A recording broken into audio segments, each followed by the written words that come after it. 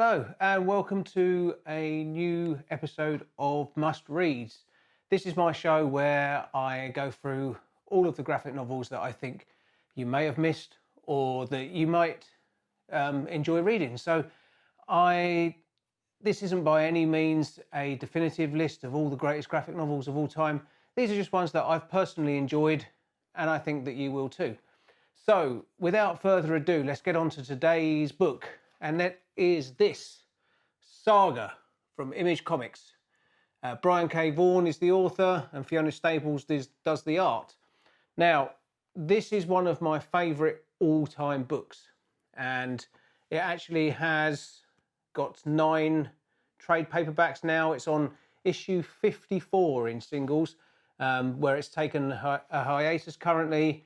And by all accounts, there is going to be another 54 issues and then it will finish.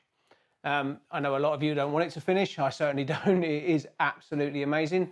I am going to concentrate on just the first volume today. Like I said, it really is one of my all-time absolute favourites.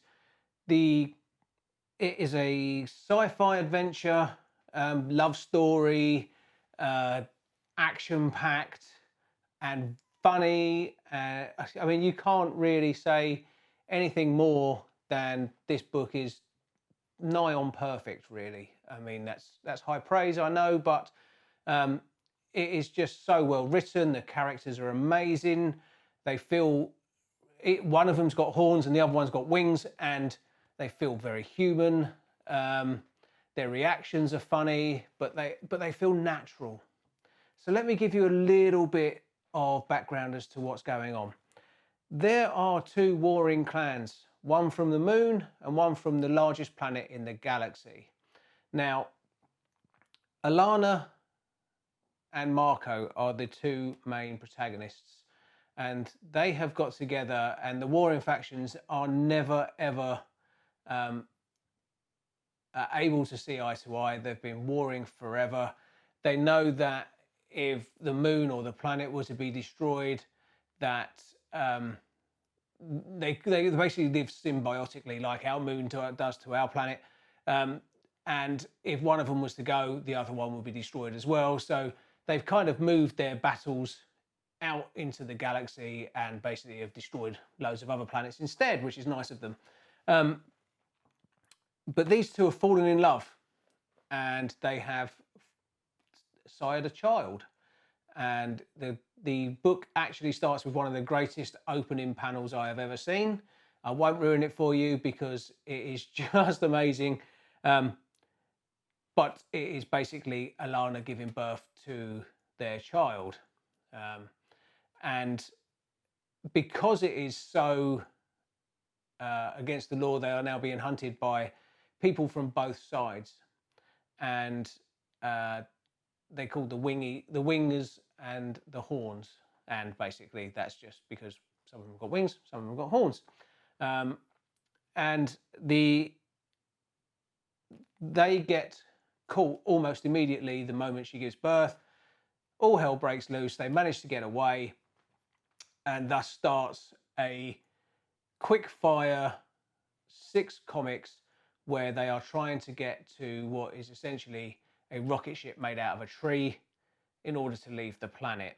And so it begins a kind of quest where they meet different characters along the way, but ultimately it is a love story, but in such a brilliant way. I mean, I can't really describe the way the characters feel so natural, like people that you would know. Do you know what I mean? That's kind of where I would go.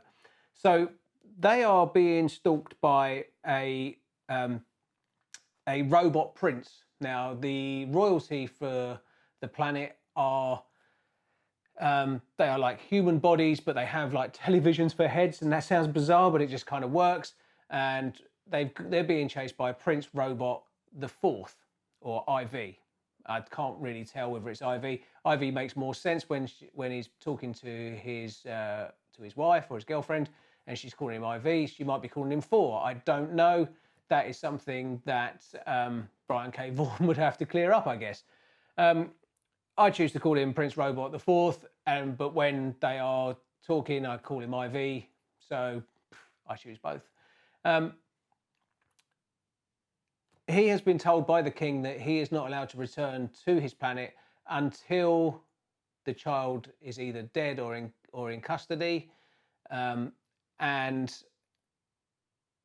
his wife has just given. His wife has just found out she's pregnant, so he wants to be home in time for the birth. I dread to think of anyone giving birth to somebody with a TV for a head, but who knows? That's just a strange little thought that I had just there. On the moon, some other people are hiring basically bounty hunters to kill the mother and father but bring the child into custody. The two bounty hunters they've asked, one is called the Will, who's just this kind of guy with a long cloak, and he's got a cat that can tell whether you're lying or not, funnily enough called Lying Cat. And then there's the Stalk, who is a very bizarre other character, which I won't explain too much about, because when you first meet her, it's kind of a shock, and that would kind of ruin it. So I don't really want to go that far into that character. Needless to say, they're both pretty badass. But both have... It's bizarre, because at first, when you first meet them, you think they're going to be one-dimensional, but again, both have depth and are just really well-rounded characters, you know. And the Will goes off to a kind of sex planet, like a giant brothel in space, basically. And what happens when he gets there, it adds such a level of nuance to his character that was really unexpected, but very welcome. As Alana and Marco progress through their story, they are kind of walking through what is essentially like a spooky forest, and Marco tells Alana stories about the horrors who basically come out, and I think the Stalk tells her a story of how she watched some guy have his spine ripped out for his urethra, which sounds utterly terrifying, but there you go. It's not something that I think I would appreciate personally. Maybe no, not in the slightest. I think having my spine removed from any part of my body would be bad enough, but through the urethra, yeah, I think that might add insult to injury. They then meet what are basically ghosts of dead children, one of which is called Isabel, and she binds to their child and becomes like the babysitter, nanny sort of thing, but also like their guide throughout the world. And she's an excellent character, and some of the banter between her and Alana is just phenomenal. And the writing is of such high quality in this book that you fall in love with the characters almost instantaneously. In fact, you kind of fall in love with Alana in the first panel, which is an entire page panel, just because they feel so real. There's so much meat on the bones to these characters, and I just absolutely love it. And there's not much more I can say to that, really. Fiona Staples' art, absolutely fantastic, and it complements the it complements the writing so well, and it just brings the world to life in such a visceral way. The choice of colours is excellent, the panel layout is amazing, and I can't recommend this book highly enough. I think that Image really do know when something is good. And this one has been backed, obviously it's been backed for 54 issues of singles. It's gonna be another 54 issues. So that will be like 18 trades by the end of it. And that's a good run, you know. I mean, we're talking like over 100 issues for an independent comic is phenomenal. And the fact that the writing team, the creative team, I should say, the fact that the creative team have got a definite ending in mind also bodes well, because it means that you will get a satisfactory conclusion to this incredible story. Now, another good thing about this is that you can see that this is a relatively decent sized trade. What Image do so brilliantly is their #1 trades are roughly around £9.